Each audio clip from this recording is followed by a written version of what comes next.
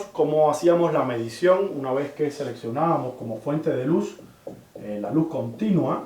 pero ¿qué pasa cuando estamos midiendo la luz de un flash? Cuando hablemos de flash nos vamos a referir a un parámetro importante que va a ser el tiempo de sincronización,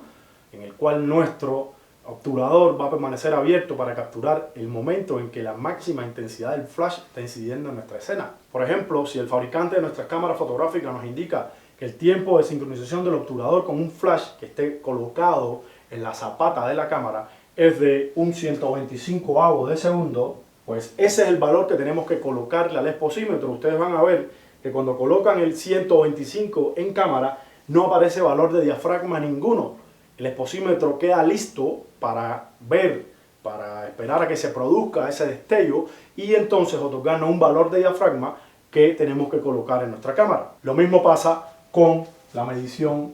de flash con cable. En este caso lo único que tenemos que hacer es conectar nuestro flash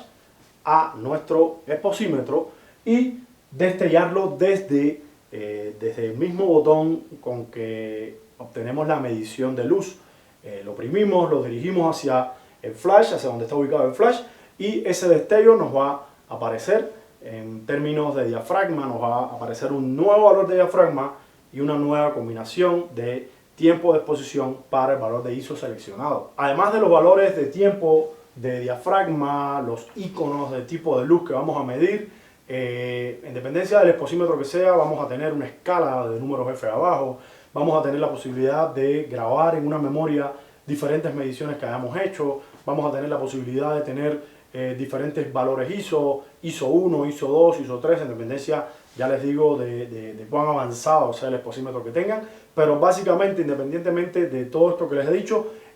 funcionan todos de la misma manera, todos tienen la selección de la luz que se va a medir, todos nos van a arrojar un valor de tiempo, de exposición y de diafragma, y bueno, no los debe asustar la utilización de un exposímetro, porque una vez que lo entiendan, pues va a ser muy fácil entender qué pasa con el exposímetro de nuestras cámaras fotográficas. En nuestras cámaras fotográficas tenemos una escala, tenemos una rayita central que es un poquito más grande, y a continuación tenemos varias, y tenemos un símbolo de menos y un símbolo de más, y tenemos un palito abajo que se mueve en dependencia de hacia dónde tengamos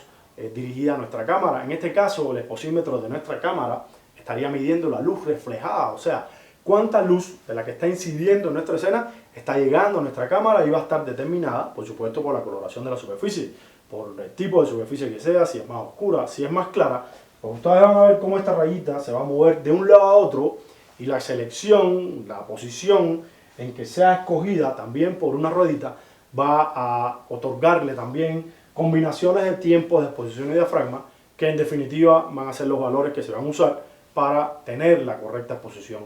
de la escena en nuestras cámaras. A modo de resumen, recordarles que depende de la posición en que tengamos ubicado nuestro exposímetro, pues nos va a dar una lectura u otra. Yo coloqué el exposímetro en mi posición, o sea, apuntando hacia la cámara, dirigido directamente hacia la fuente de luz, y él nos dio unos valores que eran 125 con F4, pero si yo coloco el exposímetro ahora en posición de la cámara, apuntando hacia mí, el exposímetro es posible que cambie estos valores, ya que él en este caso está teniendo en cuenta la reflexión de la luz, o sea, qué cantidad de la luz que me está incidiendo es la que está reflejando. Si analizamos, pues tenemos que tener muy en cuenta que esa va a ser la luz que nos interesa, porque lo que nos interesa precisamente es lo que llega a la cámara y no tanto, por así decirlo, lo que nos está incidiendo. Que no quiere decir que colocando los valores de luz incidente no tengamos imágenes correctamente expuestas. Sí, pero tenemos que interpretar la escena